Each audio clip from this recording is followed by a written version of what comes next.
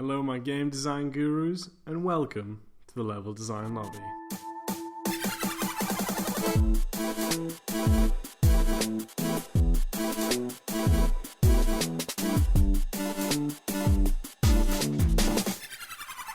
Hey everyone, hope you're doing well and enjoying yourself, playing and or making the games that you love. You're joining me, your host of the Level Design Lobby, Max Pears, a level designer professionally for over 4 years. Thank you very much for joining me and the community of the Level Design Lobby. So, yeah, let's go to it. In the previous episode, I talked about Legend of Zelda Breath of the Wild and talked about how this is going to be a mini-series. Well, this is part 2 of that mini-series. So if you missed part 1, please go check it out. It was about how the game encourages growth of a player and how they do it through their mechanics. It's brilliant, in my opinion. I think it's really good at breaking things down and how they use the mechanics to do this. And you might want to do the same in your game, so go check it out. For this episode, in part 2, we're going to be talking about how Legend of Zelda Breath of the Wild increases exploration and how it encourages players to explore. How through their level design and game design mechanics, they make players want to explore. And they do this better than, to be honest, all open world games. This truly is a game changer in terms of open world level design. So before though we get onto that, because that is going to be a very exciting topic, I do have some things to talk about from the previous episode and address some feedback from what we spoke about with the first one. As I said, in the first one I discussed how it makes players grow through their choice with battle actions and how they solve puzzles. I mentioned how, compared to most games, it doesn't have upgrading systems. And I know some of you messaged me about that. And when I said that, I didn't mean it doesn't have any, and I should have chose my words a lot better. But it does have upgrading systems. So I want to quickly touch on this before I move on to this and something else, actually, before I move on to the main topic. So, yeah, this is going to be quite a jam-packed episode for you of part 2. So let's just get into it. So in the game, you can upgrade Link's health and stamina. So you can do this by either completing the shrines, or once you have defeated the bosses at the Divine Beasts, you also get a health container there. Now, the thing is about these, though, is these are optional upgrades. And like most upgrade systems, but more so than others, because you get spirit orbs from the shrines when you complete them, which you need 4 to make a request to upgrade yourself. But you could collect, I believe there's 100 shrines in total, so you could collect all 100 of these, and you can never spend them. It's completely up to you if you choose to do this. That's another thing. And with the health containers from defeating the bosses at the Divine Beasts, I didn't realize this because at first I thought this was a mandatory thing that you did instantly get the health up. But no, you can choose to walk away from that health vessel. You can walk around it and just leave it there. So again, all of this is optional. It is up to you as a player if you want to upgrade yourself through these traditional systems or leave them.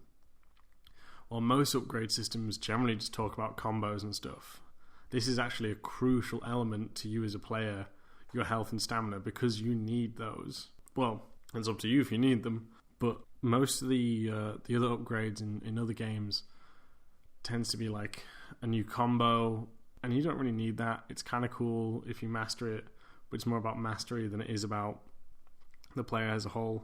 But this is a much bigger risk if you choose to ignore these, because those enemies are a lot harder when you go to certain areas.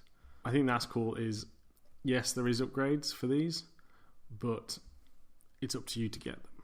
As the same with armor, you can upgrade armor by visiting fairies. This is the other thing, is there's a couple of barriers to stop you from doing that and making this choice, again, an optional one. One, you have to pay 500 rupees to unlock the fairy. And I believe there is 4 in total. I could be wrong, but I believe it's 4. Again, it's up to you if you want to do this. You don't have to. But if you choose to, then note how you have to have certain items to be able to upgrade your armor. So again, all of this is optional and it does benefit you, but if you want to just prove how amazing you are and just go in there, like I've seen videos of people just going and beating Ganon with a mop, then you can do that. There is more of a risk reward and more of an optional choice with these upgrades than there is in most other games.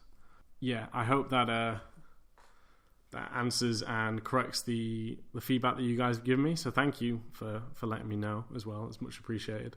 And yeah, so next time I'll make sure to choose my words extra carefully about this. So the next thing I want to give a shout out to, though, before moving on to exploration, now that I've tidied that up into a neat little package, trying to sound fancy, but I'm not doing it, is the sound. I can't play an instrument, but I'm, like everyone, a huge fan of music. I'll listen to music all the time. It's one of the art forms that inspires me when I'm working. And I just want to say their use of sound as a reward is really well done. Now, if you haven't, do check out the Breath of the Wild soundtrack because it is absolutely beautiful. Just an amazing soundtrack. Just truly, truly amazing. And it's got a Ghibli-esque kind of feel and vibe to it, which I think is really, really nice as well. But not only just that, I want to talk about the sounds for when you solve something. Now, we all know the sound of the previous Zelda games when you found a chest. I'm going to play it now.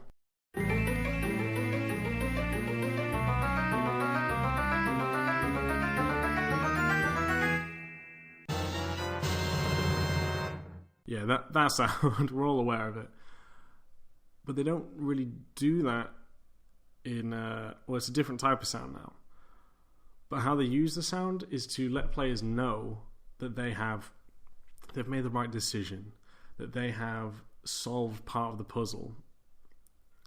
And I think that's just really, really good, because some of you will know of the terminologies of signposting and feedback. Signposting, how you lead the player or telegraph a certain move from the boss, and feedback is to the player to let them know that they have done something, that their actions have now had a reaction on the level and the world, and they show it through sound.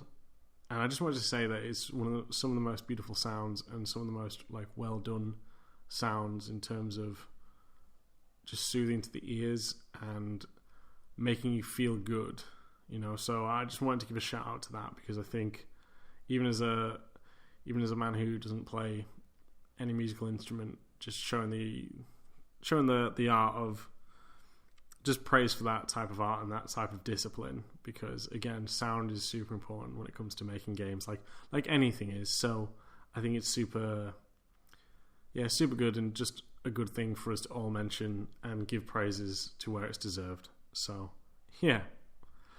So now that my short kind of was it short? Kind of short sidesteps and addressing feedback there is done, let's move on to the main topic of today, and that is how Legend of Zelda Breath of the Wild encourages exploration from the players. Let's talk about the first way it does this. Is compared to many other games, Horizon Zero Dawn, most Ubisoft games, I think Fallout and Skyrim to a degree as well, World of Warcraft, is the amount of markers. Now, just a brief history lesson on things, and I was listening to Dev Game Club, I believe that's the one, the podcast, very good podcast, go check them out, real big fan of their work. I'll have a link to their podcast in the description, and I really hope I said the name correctly. Is they were chatting about, I think it was one of the early Marios, and how it's kind of hard to figure out what you have to do. It is, it's not as easy as it is now. And there was a big shift from 80s into the 90s and definitely into the early 2000s, where we as developers decided, I wasn't there for this mass developer, meeting with the elders, but one of the things, wouldn't it be cool if that's how it did it? The design elders or something. I'm sure it doesn't go like that, but it'd be funny to see that. But one of the things that we do now as developers is we try really hard to make sure players always know what they're doing and they don't get lost. And we probably do this to a fault now, I'd say, where, you know, there's markers for everything. If you get told about a mini mission, a side mission or a main mission, it'll give you a marker or an arrow above your head telling you this is where you need to go. And like really holding onto the player's hands with a super tight grasp and making sure they get there. And I don't think this is a bad choice in design. I just think we've gone too far, personally. And what Breath of the Wild does is it removes these markers. Not all of them, but for the most part it does. You know, so for example, in Breath of the Wild, you have to go collect memories of the past, and I believe there is 11 in total. But when you accept this quest, the marker remains on the quest giver. So you have to piece together where you're supposed to go. And it's not the only mission that does this. There's plenty of other missions that do this as well. But just really stop and think that for a moment. It's making the players think. And for this mission with the memories, it gives you a photo of where the memories are. And that really works to its favor, because you have to figure out where those pictures were taken, which now forces you as the player to go and explore, which now makes you go, damn, where is that? I don't know where that is. So you have to go and find it. You have to think, have you seen that place? Do you recognize it? No. Is it in a desert? Okay, well, I think the desert's to the east, so I have to go that direction. It's that sort of thing where it gives you the pieces to the puzzle, but it doesn't give you the solution. And this is a great way to encourage it. So, two things there. One, minimal markers. It is really just up to the player to figure out and listen to what is being said. Well, read the text that's being said to the player and then taking it from there. And then having subtle clues. So with this mission, for example, the pictures. I know with other missions they have they tell players locations or like describe the path to them. And the signposts in the world of Hyrule actually have the names on there. So you have to pay attention to where the signpost is and think about when they say to the north, to the east, think about where you're looking and look at the map from there to piece it together as if it was as if you were really outdoors with no technology. It's making you think there. So that's two of the ways that they do it, and it is fantastic. We then move on to a big thing that most open world games have. Not everyone, but the majority, especially Ubisoft, is towers. You know, I worked in the Division, so that were the safe houses were like kind of our equivalent. Horizon Zero Dawn, they have the big kind of long neck robo dinosaurs, which you have to have a traversal challenge to reach the top, and then activate them. And this not only shows that area of the map, but it shows where things are, such as for these games where side missions are, where certain crafting materials can be found, hunting areas, etc., and really just reveals a ton of information to the player. Sometimes they're just overloading the player, but it's a technique that's been used for a fair few years now. And at the time, it was a good technique. I just think it's just needed a game like Zelda to remind us there's other ways to do it.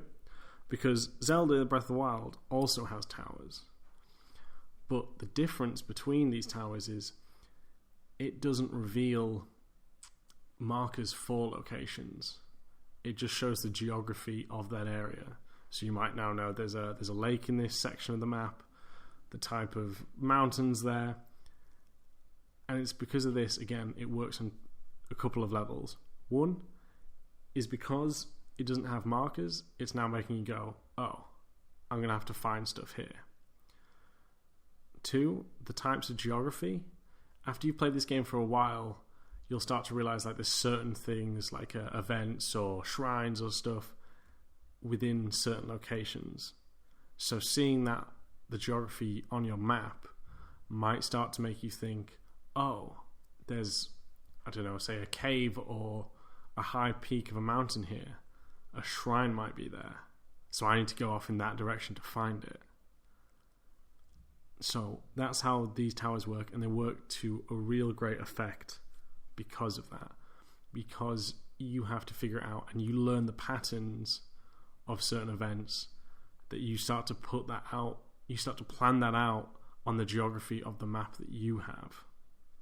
Which now ties into the shrines I just mentioned. You find these shrines because you're wanting to upgrade Link. You're trying to make him stronger for your final encounter with Ganon. And the shrines are all hidden. Now, minus a couple which are in much more obvious places, but the vast majority are hidden away from the player. And you have to figure out where they are, just either by exploring the map, which again is encouraging it, because in order to gain these upgrades, you have to go out of your way to get these. So hiding stuff is a great way. Now, these guys aren't the first to do it, but when you're hiding certain elements of your game, make sure it's worth it. I understand the completionist will want to go find all the small pages or emails or stuff, but that doesn't appeal to every gamer. So with the fact that you're now showing them, so you're now hiding a crucial part of the game, which is the upgrade to make you feel stronger. And most players who are playing this for the first or second time around will want to get to the shrines, will want to upgrade Link. And because of that, it's something worth exploring for. It is something worth spending your time as a player to go and find. So let's break that one down again. When hiding, so hide certain parts of your game. Some really cool elements. Make the player work to get them. And then next, the bits that you're hiding, make sure they have value. Make sure they're worth the time that the player is spending. It's not just a collectible. This collectible actually has value to the game. Because that way you won't just appeal to the completionist players, you will appeal to the wider range of players. Another thing they do with the level design, which is just a small detail, but just works really, really, I'm going to swear now, fucking well, is how they hide the details on the map. If you look at the majority of Hyrule, the terrain, and topography? God, I don't know if I've said that word. I'm stumbling on it, but I can't remember. Topography of it. Topology. It's topology. That's the one. Sorry. It is barely a flat plane. There is flat areas, but the vast majority has hills. And those hills aren't just there to make it look pretty or to take advantage of the mechanics, which we'll get to in a second. It's to hide information from the player. It's to block their line of sight. Because once their line of sight is blocked, it forces the player to move, because it is now gradually revealing information to the player. It is showing them more, but in order to get more of this information, you have to move to see it. It doesn't just throw it all at once, as we just said with the towers and the markers. You really have to move to get it. Even when you first start the game, and they show this really well, it's a good subconscious thing on how they do this with the tutorial, because you don't even realize it's a tutorial, is at the beginning, once you've woken up from your 100-year nap, talk about a lion, man, I feel like I'm making dad jokes, and I'm only 25. But once you wake up, you leave the temple that you're in, you've learned some of the basic movements because of it, which is really nicely done. It then comes to you walking out, and it does to a small cutscene where they take control of Link and make Link run to the edge of the cliff, and it plays this grand music, and the camera flies out to reveal the bigger shot. Now, you might not make anything of that at the time, because you might think, oh wow, this looks amazing, it's so beautiful, the game is so grand, there's so much to explore.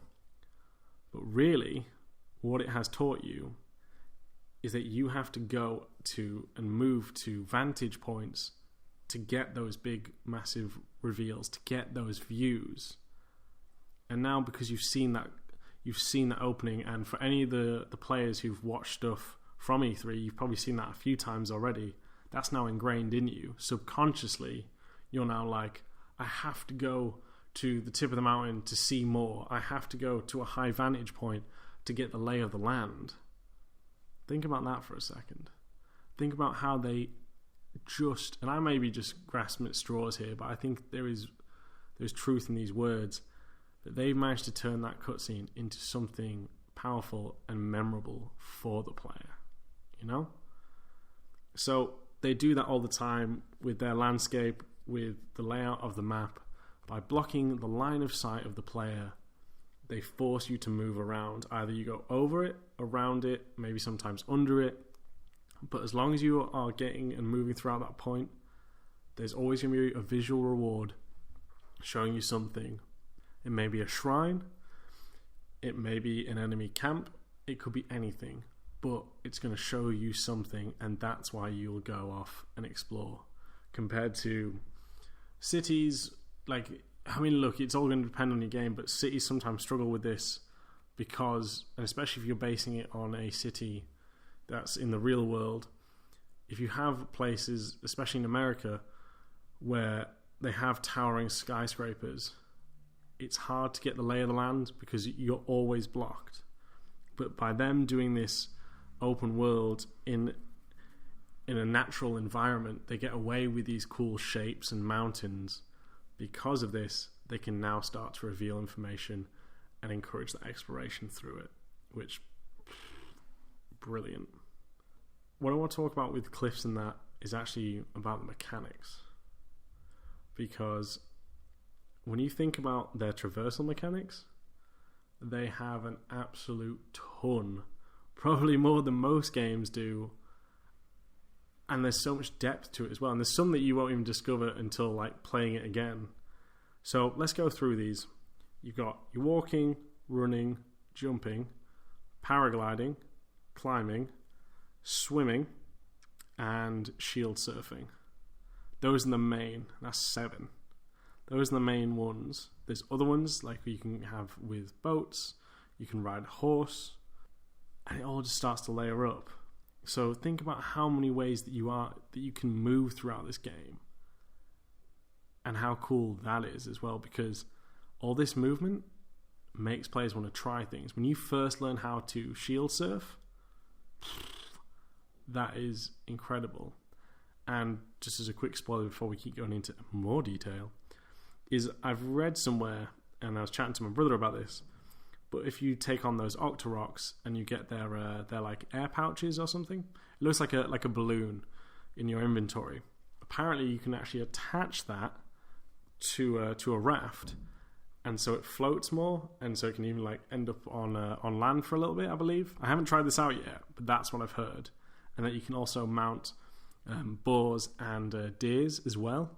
How cool is that? I wouldn't even guess that, but apparently you can do it. So again, there's levels to it as well, which is brilliant.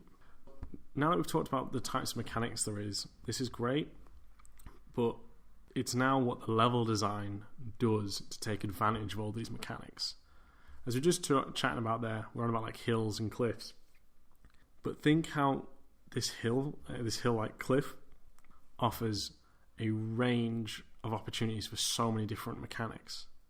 So you can run to the top of it, you can climb up to it, then you can either shield surf down it, run down it, jump off, or glide off. So not only does this cliff point reveal information to the player, but it's also a fun point for you to try any one of these traversal methods, because shield surfing is so badass, it's unbelievable, and so is gliding. So by making their traversal fun and then using their areas to make sure that it accommodates multiple modes of transport, of traversal, it makes players want to explore again, because not only does it reveal information, but you've not added that fun element. I guarantee them as a team spent an absolute ton of time making sure that each mode of transport felt the best that it could feel, and making sure that you can just get distracted by this. You'd sometimes just want to go to the top of a cliff and just glide down or surf down just because it's fun, which again plays into and feeds into exploration, because you might be thinking, oh, what am I going to do if you finish the quest? But if you see a cool landmark kind of hill, it's going to be amazing to go down either through the glider or the shield surfing, or it might be really cool how are you going to climb up it, planning your route to climb it, making the player want to get to these locations and explore it to just have fun. And to me, that is fantastic how they've done it. A truly incredible feat, because they've taken the time for the mechanics and the diversity of the mechanics, and then with their level design, like I said, making sure that all of these areas, or the majority of them, serve more than one purpose for more than one mode of transport. We're just going to move on to something. It's going to move on to a presentation that during the time recording this talk was translated, and I'm going to link to the man who on Twitter who translated. So really grateful for him doing this. Is they talk about this triangle approach, which goes back to the line of sight. Now, I don't want to talk about it too much because I think it's a really interesting read, and I don't want to steal and pass off their information as mine. So in the description below, I'm going to have a link to what I'm just referring to as the triangle presentation, and how the team who worked on Breath of the Wild used based a lot of their terrain on triangles to help with the level design to encourage exploration. So go check that out. So guys, now that we have finished this little conversation, let's go through the summary of the points on what we talked about for exploration. So one is limited markers, and how they don't have markers for every mission. They will give descriptions to the player of where the answer or solution to the mission is. So you have to pay attention and you have to look out for these key landmarks, because the markers aren't there to guide you. They let go of your hand because of this. The towers, they only show geography. They don't show a mass number of markers for hunting areas, what types of wilderness live there, etc. So you have to, the player will have gained a certain sort of pattern to where certain objects or gameplay areas are because of their exploration. So using that to again encourage it. Then you have hidden gameplay, such as the shrines. By hiding this away, they're making players constantly look out for it, because it has a big impact on the player and on the game. So if you are going to hide something, make sure it's just not just a collectible, but it actually has a meaningful impact on the game itself. It has a wide range of traversal mechanics, so it's not just about running or swimming. They have a lot out there. And then the level encourages players to use this, often having multiple ways that you can tackle this area, these mountains, these cliffs. And then one of the final ones is it blocks the line of sight, forcing the player to have to move around to gain new information, to gain the lay of the land, because their sight's blocked by mountains and cliffs. So guys, they're the actually one more thing, I forgot to mention this. I apologize. I've got notes in front of me. How did I miss this? Sorry, it's late when I'm recording this, guys, so I apologize. But talking about markers, now one of the things they do though instead is they may not reveal information to markers, but you as the player can place down markers. You can place down where a camp is, where the fairies' locations are. And this again makes exploration even more engaging, because it's as if you have a map in front of you and you're drawing on it and making your own story, making your own experience, because you're placing down the marker of where something that you may want to revisit is. And by giving them that choice to do that, it's the choice, like I'm saying, the choice for them to put down something that's related to their own story. It's even better and makes exploration meaningful because you plot down where you've been and what you've learned.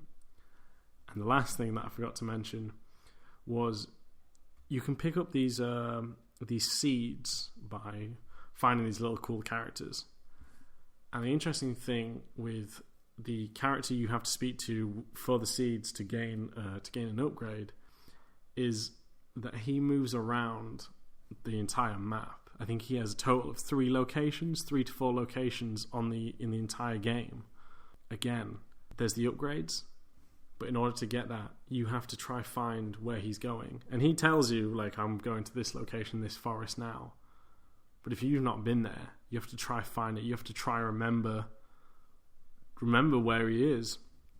So, again, another thing. Sorry, guys, I thought I'd covered all my points, but clearly I had not. But thank you, everyone. I really hope that you've enjoyed this, because I've really enjoyed talking about this. Must admit, honestly, Breath of the Wild is now in my all-time favorite games. You know, it is a game changer for open world. I hope I've convinced you why it is a game changer for open world. In the previous episode, how smart these guys have used everything. And it's just, yeah, I mean, it's beautiful as well, and the soundtrack's amazing. But like I said, I played it, and I must have done at least an hour chasing for 10 crickets. And I was happy chasing for those 10 crickets, you know. Yeah, I really love this game, and if you're on the edge about getting a Nintendo Switch, I'd seriously recommend getting it for this, or a Wii U just for this. But I fly a lot now, and to have this, a game of this quality while on the go, on the plane, on a train, yeah, I honestly can't rave about this anymore. I think it is a must-play for anyone as a games fan and as a games creator. There's so much to learn, and I've just covered some of it. So this will actually be the final part of the Breath of the Wild series. I may come back to it later, but this is going to be the final part to it for sure. Yeah, I'm going to talk about another game, do another like deep dive, a little sort of mini series on another game. I haven't decided what game yet, but it's between a few.